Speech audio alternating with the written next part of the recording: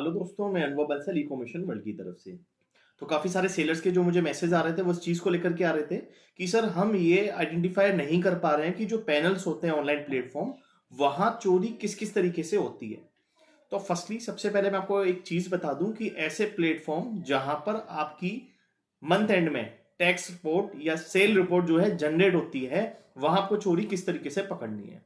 For example अभी आप जिस भी प्लेटफॉर्म पर वर्क कर रहे हैं तो वहां आपकी जो भी डिस्पैच होती है, लाइक आज आपने 10 जो है ऑर्डर्स डिस्पैच किए, नेक्स्ट डे आपने 25 ऑर्डर डिस्पैच किए, तो ओवरऑल 1 मंथ में जितने भी आपने ऑर्डर डिस्पैच किए वो टोटल आपको ऑर्डर क्या कर लेने हैं, एक डायरी के अंदर अपने मार्क कर लेने हैं कि मैंने आज इतने ऑर्डर जो है डिस्पैच किए हैं। तो जब आप मंथ एंड में आओगे तो आप क्या चेक कर पाओगे कि फर्स्ट डेट से लेके 30 डेट तक जो मेरे टोटल ऑर्डर डिस्पैच हुए, फॉर एग्जाम्पल वो आपने 500 ऑर्डर डिस्पैच कर दिए। अभी जब आप ऑनलाइन प्लेटफॉर्म की सेल रिपोर्ट डाउनलोड करोगे तो ऑब्वियसली वहां क्या आपका सेल आना चाहिए 500 यूनिट का। इफ अगर आपके कुछ ऐसे ऑर्डर्स थे जो कि कैंसिल हो गए, फॉर एग्जाम्पल आपने आज ऑर्डर पैक करके रखे 15, जिसमें से 2 ऑर्डर कैंसिल हो गए, आपने 13 ऑर्डर जो है कुरियर पार्टनर को दे दिए, तो जो 2 ऑर्डर थे वो आपके कैंसिलेशन में आ गए। आज का डिस्पैच आपका 13 हुआ, वो आपने मेंशन कर लिया। इस तरीके से जब आप पर डे का अपना ऑर्डर डिस्पैच काउंट कर लोगे तो मंथ एंड में फॉर एग्जाम्पल आपका 500 यूनिट आपने डिस्पैच किया अपने वेयर हाउस से। बट जब आप जीएसटी रिपोर्ट अपना डाउनलोड करोगे उस पैनल से तो वहां आप क्या देखोगे, फॉर एग्जाम्पल वहां 500 ऑर्डर में से सपोज आपके 400 ऑर्डर आ रहे हैं सेल के अंदर, और जिसमें से आपके 80 और जो ऑर्डर आ रहे हैं वो आ रहे हैं रिटर्न के अंदर। तो बाकी के जो 20 ऑर्डर होते हैं वो कहां चले गए आपके। मैं दोबारा रिपीट कर देता हूं, बेसिकली उसके अंदर आपको करना क्या है। फॉर एग्जाम्पल आपके 500 ऑर्डर आपने डिस्पैच किए अपने वेयर हाउस से, उसकी एंट्री आपके पास है।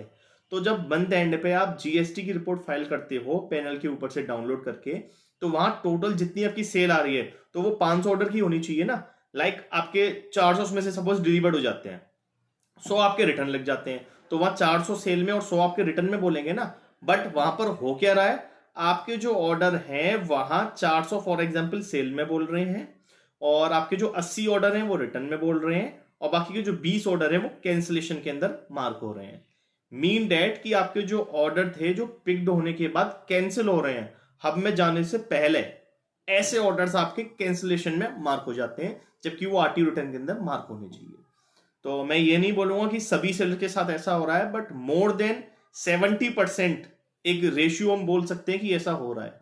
फॉर एग्जाम्पल जैसे कि अभी मैंने रिसेंटली काफी अकाउंट रिव्यू किए थे, जिसमें से 6-7 अकाउंटों के ऊपर हम लोगों ने क्या किया कि जो भी ऑर्डर हमारे डिस्पैच हो रहे थे वो हम लोगों ने नोट डाउन कर लिए।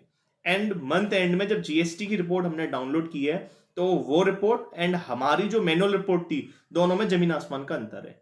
तो बेसिकली अगर आप अपने बिजनेस को मॉनिटर नहीं कर रहे हैं और एज अ पोर्टल रिव्यू, यानी कि पोर्टल पे जो आपके व्यू आता है, जो भी रिपोर्ट्स आती हैं आप वो मान करके फाइल कर रहे हैं, तो एक ये सबसे बड़ी ब्लेंडर जो मिस्टेक है जो कि ऑनलाइन के सेलर्स करते हैं। क्योंकि अगर आप कोई भी थर्ड पार्टी सॉफ्टवेयर ले लेते हैं, एपीआई इंटीग्रेट कर देते हैं अपने पैनल के अंदर, तो बेसिकली वहां पर भी क्या होता है, जो पैनल के ऊपर रिपोर्ट होती है वही आपको वो रिपोर्ट डाउनलोड करके दे देता है। बट जहां मैनुअल वर्किंग आप देखोगे अपनी और जो सॉफ्टवेयर की वर्किंग देखोगे, दोनों में जमीन आसमान का आपको अंतर देखने को मिलेगा।